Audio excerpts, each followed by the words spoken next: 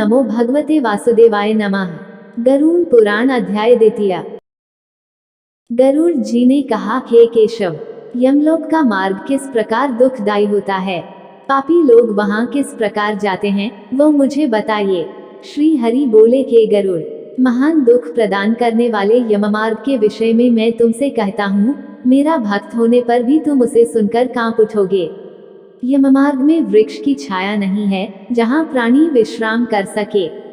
उस यममार्ग में अन्न आदि भी नहीं है जिसे खाकर वह प्राणी अपने प्राणों की रक्षा कर सके। वहाँ कहीं जल भी नहीं दिखता जिसे वह जीव पी सके। वहाँ प्रलय काल की भांति 12 सूर्य तपते रहते हैं। उस मार्ग में जाता हुआ पापी कभी बर्फीली हवा से पीड़ित होता है तथा कभी कांटे चुभते हैं और कभी महाविषधर सर्पों के द्वारा डसा जाता है। वह पापी कहीं सिंहों, व्याघ्रों और भयंकर कुत्तों द्वारा खाया जाता है, कहीं बिच्छुओं द्वारा डसा जाता है और कहीं उसे आग से जलाया जाता है। तब कहीं अति भयंकर महान असिपत्रवन नाम कंडरक में वह पहुंचता है, जो 2000 योजन विस्तार वाला कहा गया है। वह वन कौओं, उल्लुओं, वटों, गिद्धों, सरघों तथा डांसों से व्याप्त है। उसमें चारों ओर दावाग्नि व्याप्त है।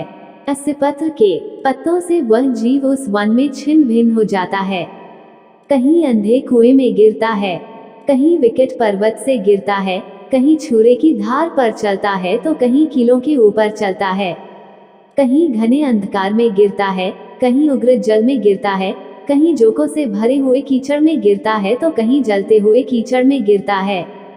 कहीं तपी हुई बालुका से व्याप्त और कहीं धधकते हुए ताम्र में मार्ग, कहीं अंगार की राशि और कहीं अत्यधिक धुएं से भरे हुए मार्ग पर उसे चलना पड़ता है।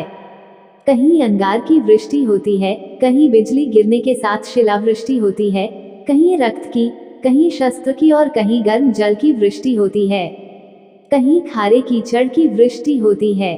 मार्ग में कहीं गहरी खाई है, कहीं पर्वत शिखरों की चढ़ाई है और कहीं कंदराओं में प्रवेश करना पड़ता है। वहाँ मार्ग में कहीं घना अंधकार है तो कहीं दुख से चढ़ी जाने योग्य शिलाएं हैं, कहीं मवाद, रक्त तथा विष्ठा से भरे हुए तालाब हैं। यम मार्ग के बीचों बीच अत्यंत उग्र और घोर वैतरणी नदी बहती है। वह देखने पर दुखदायिनी हो तो क्या आश्चर्य, उसकी वार्ता ही भय पैदा करने वाली है। वह 100 योजन चौड़ी है, उसमें पुए, पीप, मवाद और शोणित रक्त बहते रहते हैं। हड्डियों के समूह से तट बने हैं, अर्थात उसके तट पर हड्डियों का ढेर लगा रहता है। मांस और रक्त के कीचड़ वाली वह नदी दुख से पार की जाने वाली है। अथाह गहरी और पापियों द्वारा दुख पूर्वक पार की जाने वाली यह नदी केशरूपी सेवार से भरी होने के कारण दुर्गम है। वह विशालकाय ग्रहों, घड़ियालों से व्याप्त है और सैकड़ों प्रकार के घोर पक्षियों से आवृत है। हे गरुड़, आए हुए पापी को देखकर वह नदी ज्वाला और धूम से भरकर कड़ाह में रखे घृत की भांति खौलने लगती है। वह नदी सुई के समान मुख वाले भयानक कीड़ों से चारों ओर व्याप्त है। वज्र के समान चोंच वाले बड़े बड़े गिद्धों एवं कौओं से घिरी हुई है। वह नदी शिशुमार, मगर, जोंक, मछली, कछुए तथा अन्य मांसभक्षी जलचर जीवों से भरी पड़ी है। भूख और प्यास से व्याकुल होकर पापी जीव रक्त का पान करते हैं। वह नदी झागपूर्ण रक्त के प्रवाह से व्याप्त, महाघोर, अत्यंत गर्जना करने वाली, देखने में दुख पैदा करने वाली तथा भयावह है। उसके दर्शन मात्र से पापी चेतना शून्य हो जाते हैं। बहुत से बिच्छू तथा काले सर्पों से व्याप्त उस नदी के बीच में गिरे हुए पापियों की रक्षा करने वाला कोई नहीं है। उसके सैकड़ों, हजारों भंवरों में पड़कर पापी पाताल में चले जाते हैं। क्षण भर पाताल में रहते हैं और एक क्षण में ही ऊपर चले आते हैं। हे गरुड़, वह नदी पापियों के गिरने के लिए ही बनाई गई है। उसका पार नहीं दिखता, वह अत्यंत दुख देने वाली है।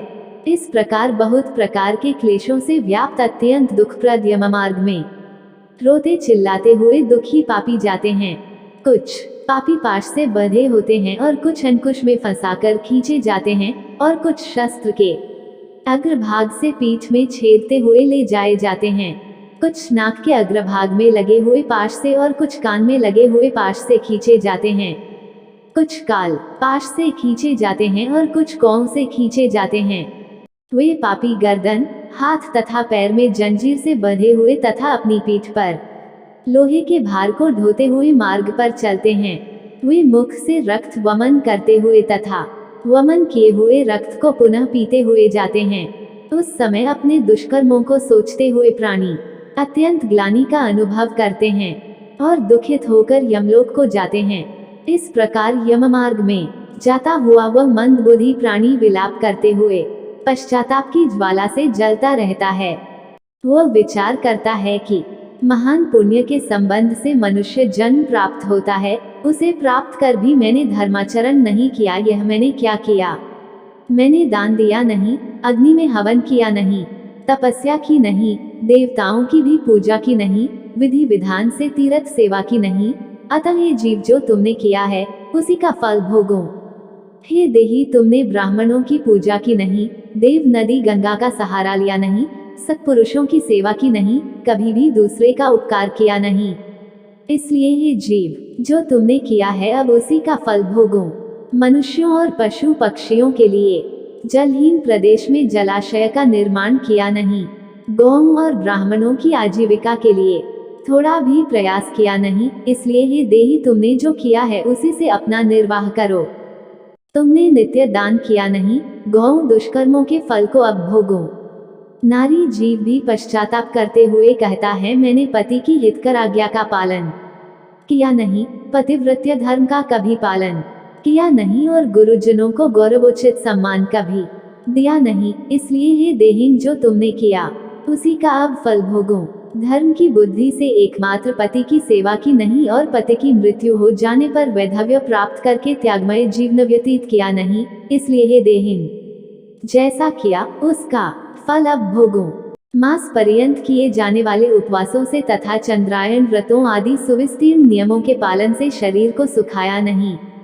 पूर्वजन्म में किए हुए दुष्कर्मों से बहुत प्रकार के दुखों को प्राप्त करने के लिए नारी शरीर प्राप्त किया था। इस तरह बहुत प्रकार से विलाप करके पूर्व देह का स्मरण करते हुए मेरा मानव जन्म शरीर कहाँ चला गया, इस प्रकार चिल्लाता हुआ वह यममार्ग में चलता है। इस प्रकार 17 दिन तक अकेले वायु वेग से चलते हुए 18वें दिन वह प्रेत सौम्यपुर में जाता है। उस रमणीय श्रेष्ठ सौम्यपुर में प्रेतों का महान गण रहता है। वहाँ पुष्पभद्रा नदी और अत्यंत अप्रिय दिखने वाला वटवृक्ष है। उस पुर में यमदूतों के द्वारा उसे विश्राम कराया जाता है। वहाँ दुखी होकर वह स्त्री पुत्रों के द्वारा प्राप्त सुखों का स्मरण करता है। वह अपने धन, भृत्य और पौत्र आदि के विषय में जब सोचने लगता है तो वहाँ रहने वाले यम के किंकर उससे इस प्रकार कहते हैं, धन कहाँ है, पुत्र कहाँ है, पत्नी कहाँ है, मित्र कहाँ है, बंधु बांधव कहाँ है।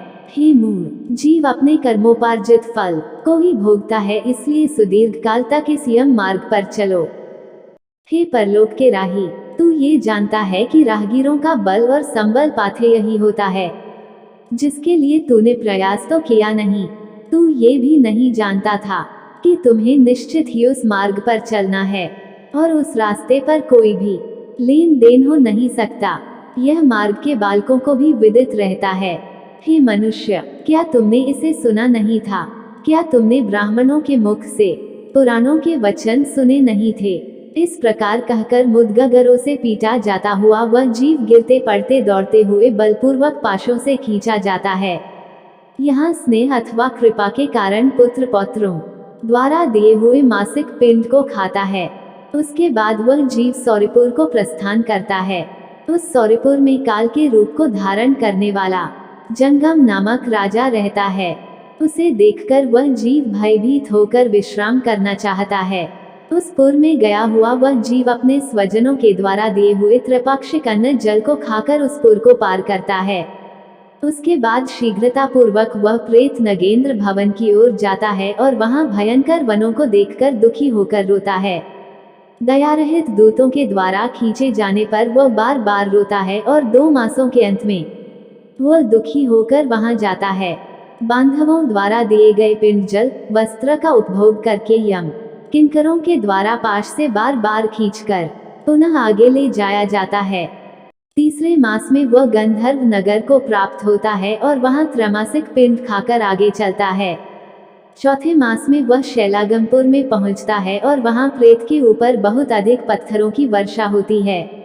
वहां चौथे मासिक पिंड को खाकर वह कुछ सुखी होता है। उसके बाद 5वें महीने में वह प्रेत क्रौंचपुर पहुंचता है।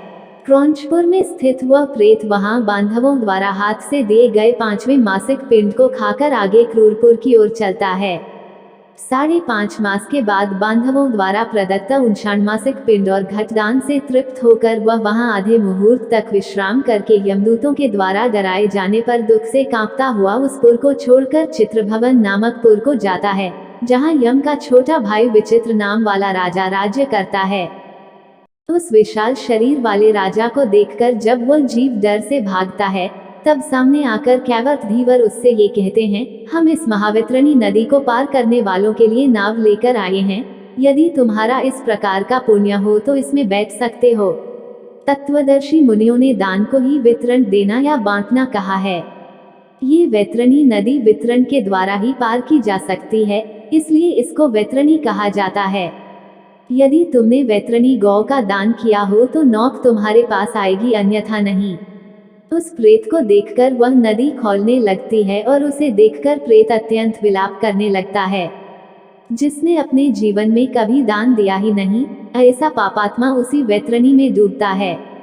तब आकाश मार्ग से चलने वाले दूत उसके मुख में कांटा लगाकर बांस में फंसी मछली की भांति उसे खींचते हुए पार ले जाते हैं। वहां षाण्मासिक पिंड खाकर वह अत्यधिक भूख से पीड़ित होकर विलाप करता हुआ आगे के रास्ते पर चलता है। 7वें मास में वह बहवापदपुर को जाता है और वहां अपने पुत्रों द्वारा दिए हुए सप्तम मासिक पिंड को खाता है। हे पक्षीराज गरुड़, उस पुर को पाकर वह दुखद नामक पुर को जाता है। आकाश मार्ग से जाता हुआ वह महान दुख प्राप्त करता है। वहां 8वें मास में दिए हुए पिंड को खाकर आगे बढ़ता है और 9वां मास पूर्ण होने पर नाना क्रंदपुर को प्राप्त होता है। वहां क्रंदन करते हुए अनेक भयावह क्रंदगणों को देखकर स्वयं शून्य हृदय वाला वह जीव दुखी होकर आक्रंदन करने लगता है।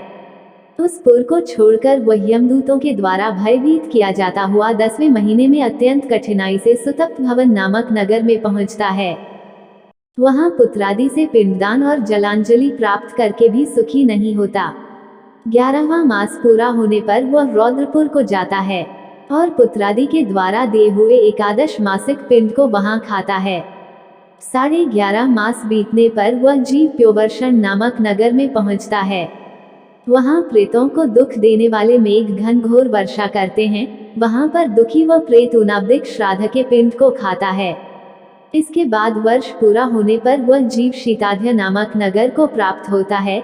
वहां हिम से भी 100 गुनी अधिक महान ठंड पड़ती है। शीत से दुखी तथा क्षुधित वह जीव इस आशा से 10 दिशाओं में देखता है कि शायद कहीं कोई हमारा बांधव हो जो मेरे दुख को दूर कर सके। तब यम के दूत कहते हैं, तुम्हारा ऐसा पुण्य कहाँ है? फिर वार्षिक पिंड को खाकर वह धैर्य धारण करता है। उसके बाद वर्ष के अंत में यमपुर के निकट पहुंचने पर वह प्रेत बहुभीतिपुर में जाकर हाथ भर माप के अपने शरीर को छोड़ देता है। हे पक्षी, पुनः कर्म भोग के लिए अंगुष्ठ मात्र के वायु स्वरूप यातना देह को प्राप्त करके वह यमदूतों के साथ जाता है। हे कश्यपात्मज, जिन्होंने और्ध्वदैहिक मरणकालिक दान नहीं दिए हैं, वे यमदूतों के द्वारा दृढ़ बंधनों से बंधे हुए अत्यंत कष्ट से यमपुर को जाते हैं। हे आकाशगामी, धर्मराजपुर में 4 द्वार है, जिनमें से दक्षिण द्वार के मार्ग का तुमसे वर्णन कर दिया। इस महान भयंकर मार्ग में भूख प्यास और श्रम से दुखी जीव जिस प्रकार जाते हैं, वह सब मैंने बतला दिया। अब और क्या सुनना चाहते हो? इस प्रकार गरुड़ पुराण के अंतर्गत सारोद्वार में यममार्ग निरूपण नामक दूसरा अध्याय पूर्ण हुआ। अगर आपको हमारी यह प्रस्तुति अच्छी लगी हो तो कृपया लाइक, कमेंट एंड सब्सक्राइब करना ना भूले। हमारा प्रयास सनातन धर्म के उस ज्ञान को आगे बढ़ाना है जिसके आगे विज्ञान भी नतमस्तक हो जाता है। अब हमारी मुलाकात गरुड़ पुराण अध्याय 3 पर होगी। राधे कृष्णा।